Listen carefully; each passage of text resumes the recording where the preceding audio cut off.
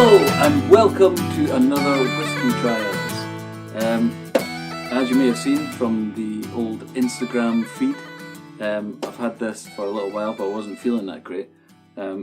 So I haven't reviewed it yet on video. I don't always get around to reviewing everything on video. Obviously this kind of stuff takes a long time. But check it out, a Dalwhinnie 15. I got this from Amazon. I'll stick the link below. Just to let you know, it is an affiliate link, so if you do click it and buy something, I might get a little bit of money. So there you go. But this Dalwhinnie 15, as you can see, as per usual with the Whisky Trials, I've been heavily tasting it already. So yeah, I was in this thing and I won a competition and I got £40 for an Amazon voucher. I've never bought whiskey on Amazon before. Normally always locally in the shops and stuff, and yeah, I was surprised at the prices. Really surprised. So this Dalwhinnie was £36, reduced from 41, which is very good, and it is 43% volume, 15-year-old, like I said, and I have to say, it is excellent. Before we go any further, it's excellent. Okay, so let's just pour myself a wee one. Okay, guys, I know you're going to comment or somebody's going to say something. I've got a different glass. I know, right? Glencairn glasses might be great for some people, but what I struggle with them is that they really focus the nose. So I think I've got a pretty good sense of smell, but when it's overwhelmed like that in the Glencairn, it's all really focused. I find it really difficult to get the individual smells, to get some kind of definition on what I'm smelling. But this one, obviously, I've been drinking it with my better half, and we've already been talking about the smells and everything that we've got, and it was really interesting because straight away we both got the same thing. So I mean, with this bigger glass, it probably looks horrible in the light because it's got all my finger marks on it.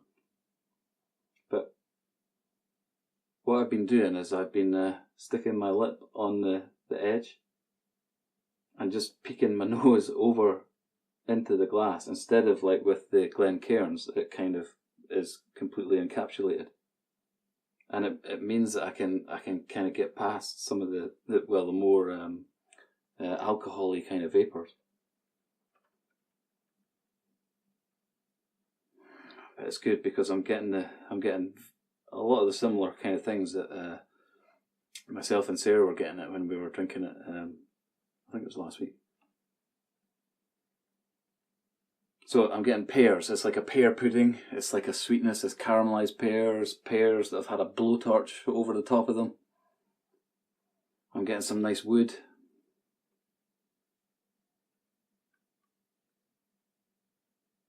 Yeah, I'm getting caramelly kind of toffee notes in there.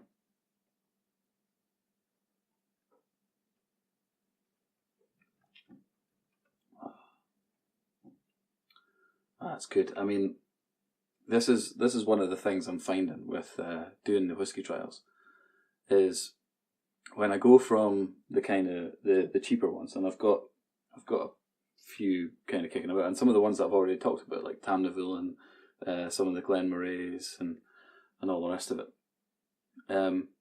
When you move on to the age statement ones, so I move on to like a 10. I'm like, okay, right. I mean, we did the Bowmore 10, and because that's quite a peaty one for me, I didn't get a massive amount of complexity because a lot of what I taste is the peat. And then we move on to, I've not actually done Whisky Trials on them, but I've talked about Old Pulteney, which is a 12-year-old, and I'm going to do that one next. I'm going to do another Whisky Trials probably straight after this one about the Old Pulteney, so stay tuned for that. And then I go into like 15s and stuff, and I notice, what I'm saying is here, is I notice the progression in flavours. It really is quite distinct. I mean, I'm hoping that I can eventually get to the point where I can really pick like the best, the best non-aged statement, the best 10-year-old, best 12, and best 15 for me anyway. And yeah, I mean, for me, this Dalwhinnie 15, it is so good. Now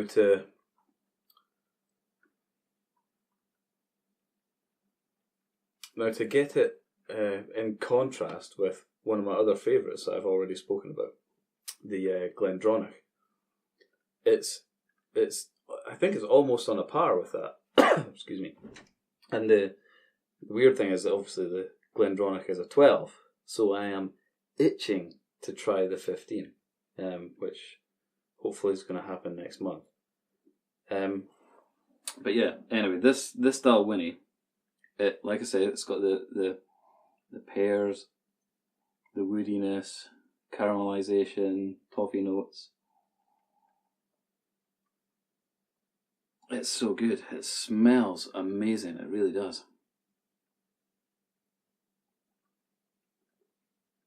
And the taste doesn't let you down either.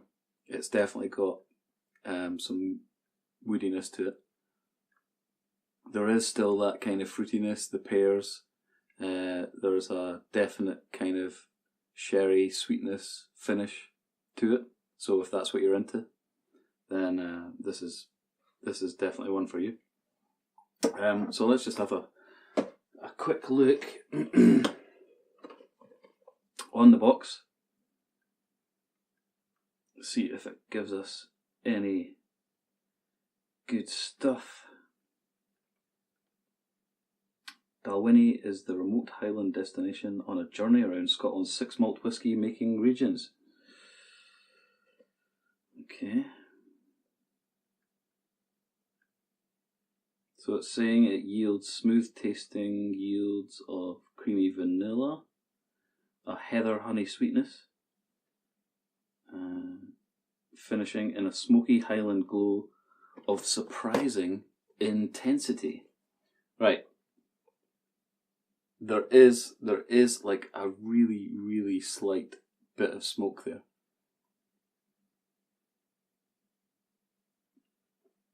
But it's like the lightest of touches.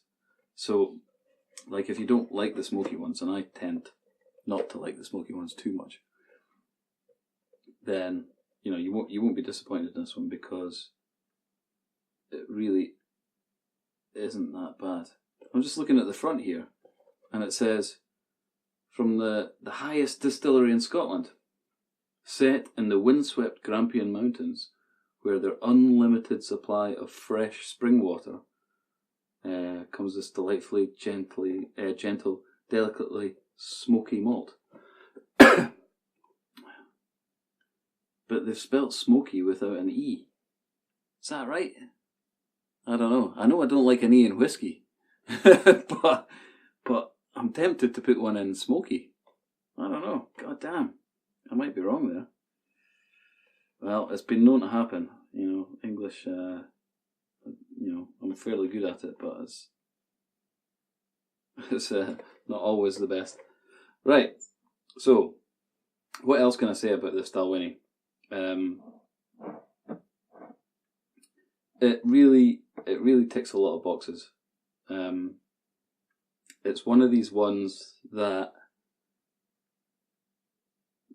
I would like to keep on the shelf. When you want something just a little bit more special. So normally, if you drink a fair bit of whiskey, you could be drinking like the Glenmorrays, the Tamnavulans, these non-age statement ones, however much as you like. But when you break something like this out, it's for that little bit extra. So it's the first nip, or it's the second nip, or it's the third nip, or it's a special occasion, or it's a celebration. These ones, once you get into the 15s, you're talking about, really nice whiskies that, perhaps you shouldn't drink when you're already drunk. Excuse me, I'm still coughing because I've been ill. But the whiskey's trying to help, I'm sure.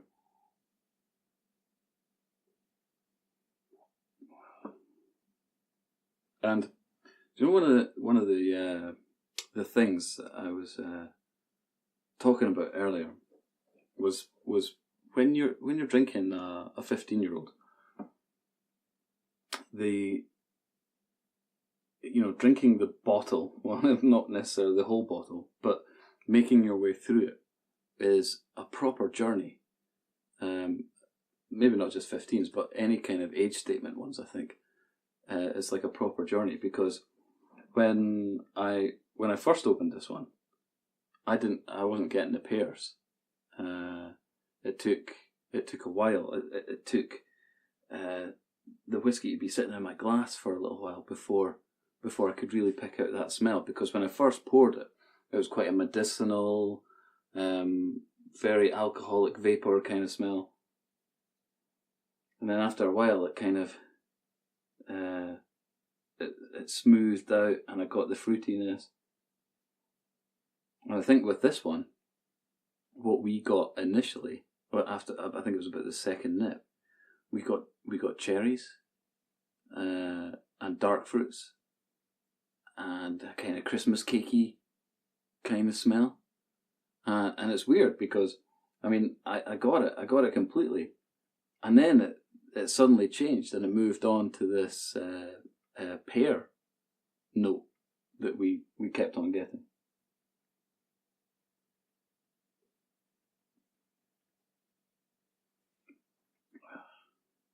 And I think that's one of the great things about enjoying a bottle of malt, is that it can take you on this journey where, depending on what you've been doing, what you've been drinking beforehand, what you've been eating, what you're eating at that current time, what you're doing at that current time. So, open that again. For instance, I'll pour myself another wee one. For instance, I was drinking a whiskey. It wasn't this one. But I was drinking a whiskey in the bath. And I like my baths hot, which means I really sweat. And obviously, when you sweat, if you're really sweating on your face, it can collect, especially if you've got a moustache. It collects about here, and you get that saltiness on your lips. And it was a Glenmorangie, I think I was drinking, just the normal Elgin Classic, the one that's pretty cheap. It's normally about 20 quid. And as I was drinking it, so when I first got in the bath, obviously I'm not sweating, I'm drinking it, and I'm like, okay, enjoying it. It's just, the standard kind of Glenmorangie tastes. And then I went through this phase where obviously I was getting hot and sweating, and I'm licking my lips and I'm getting the saltiness, and then I'm drinking the Glenmorangie. And it was great. It was so good. It brought out so many different flavours. I was really, really surprised and really enjoying it. And I think there's something to be said there. It's something that I've discussed with my other half, Sarah. There isn't that much documented on what goes with what whiskey, food-wise.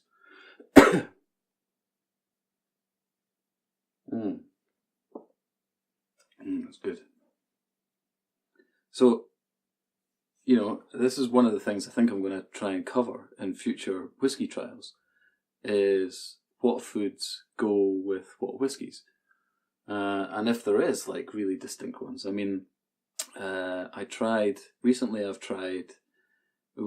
some cheeses, we've tried some olives and crackers and, this kind of cold meats and stuff that you just put out on a platter. And that tends to go well with, the majority of whiskies, I find. But I've also tried, I just on the offhand bought some Toblerone. So we were trying some Toblerone. And what I'm thinking is what I'd really like to do, for me especially, is to try and pair eating some sort of chocolatey things like Toblerone with maybe the smoky and peaty ones, whiskies, because, as we all know, they're not my favourites.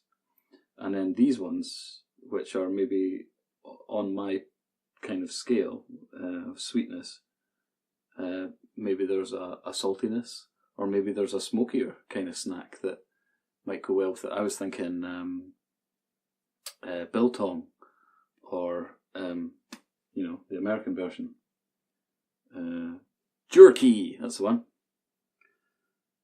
So yeah, look forward to future whiskey trials where I eat food with the whiskey and see what goes with what.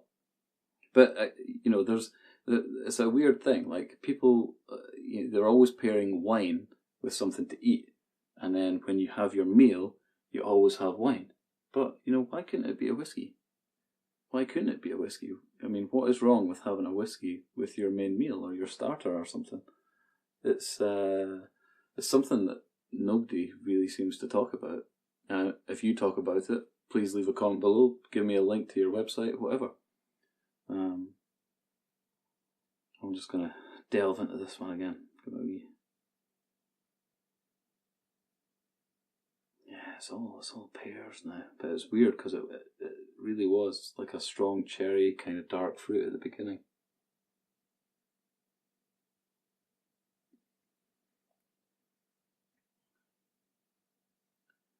It's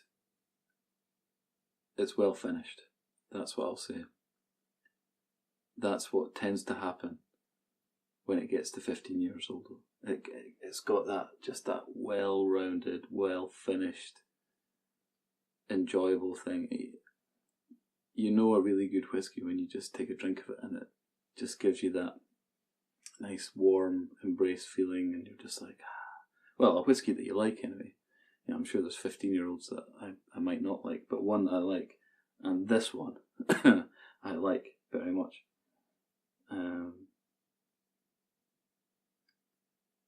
It just gives you that feeling, that whiskey feeling, and it's just so good.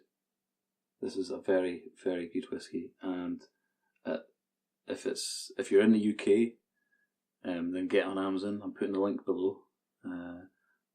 It's £36 at the moment, which is a good £5 off. It's pretty good. And if you're in the US or somewhere else, then I'm afraid you'll have to fend for yourself.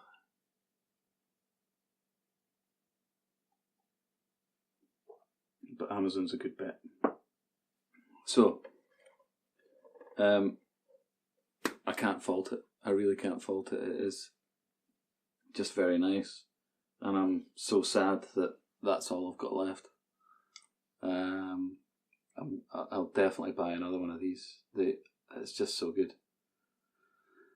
And maybe look forward to moving up the age statements, seeing what else they've got. But if that's the standard of their 15, then I know that everything else is going to be excellent. So yeah, I mean, one of the other things, do you know what? I'm going to pour myself another little one. It is that good. Yeah, third nip on camera is going to be a small one. There we go. Put it back in the box. So, one of the other things I've been doing, check out the Instagram, the Whisky Trials Instagram, because you'll get a lot more reviews on there, because obviously I can't video everything. I just don't have the time. But so these were interesting. They are unfortunately all gone now. Yeah, whiskey doesn't last long. It's got a very limited shelf life in this house. But my better half bought this Aerstone. It was a new malt that we've never seen before. Apparently it's pretty new. Sea cask. William Grant and Sons. So we all know who they are. I believe they are.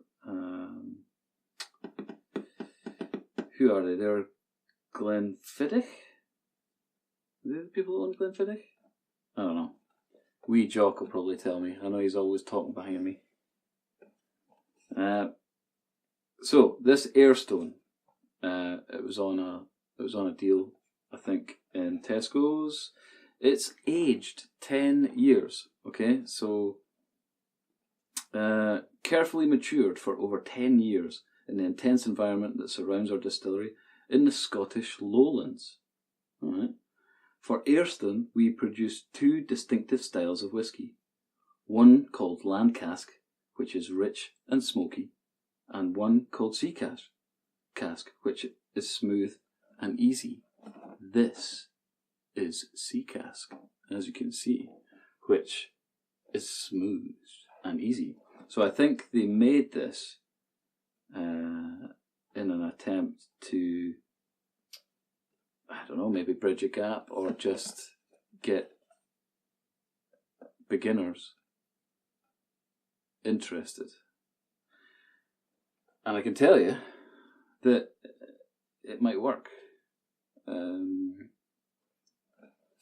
It just, I suppose it's really weird. It just depends on the beginner, doesn't it? It depends on their taste buds. It depends what they want, because you could get a beginner that just has Lagavulin the first time and goes, "This is it. I'm in love." It certainly didn't happen to me. I mean, what put me off whiskey for so long was my dad giving me a Lafroig when maybe I was too young to actually drink it. But it was awful. I couldn't have tasted anything worse for a drink. It really put me off. Maybe that was a tactic on his side. Yeah, Dad, if you're watching, put me off whiskey for that long. I could have been way further on in my experience right now.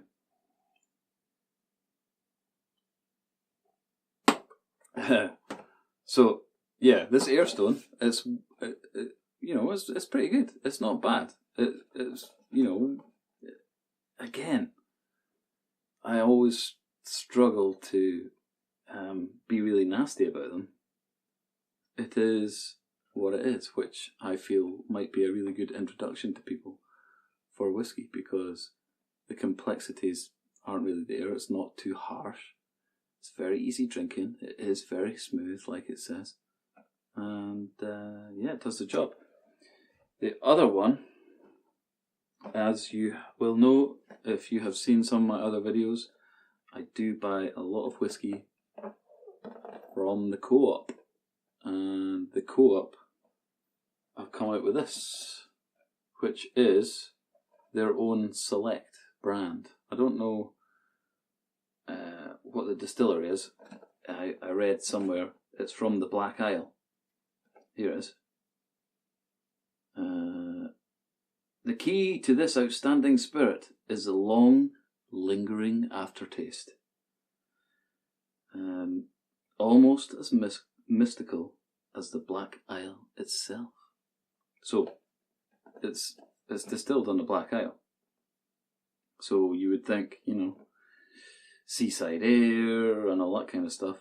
And yeah, it was, selected by the cooperative.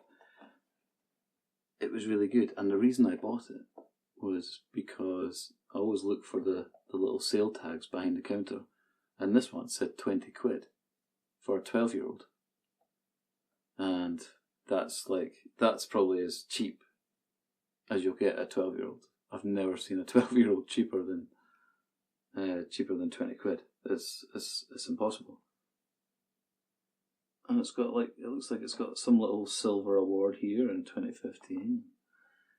So I thought, I'll give it a shot. And I gave it a shot. And it's good. It is good. In fact, it's so good, it only lasted a night. It is that easy drinking. I did not drink it all. Please do not judge me. My other half helped me. Although apparently, I had a lot more in her. Anyway, it is well worth a buy. If you have a Co-op near you and you're watching this when I've made it or just after I've made it, this could still be 20 quid. So you should go out and buy it and use your Co-op card, and you get even more money back. Job's a good one. So I think what I want to do is get for the next few videos, I'm going to do another one on Old Pulteney. I've got a lot to say on Old Pulteney. But what I want to do is I want to do a challenge, not a challenge, yeah, maybe a challenge. Find the best low budget whiskey.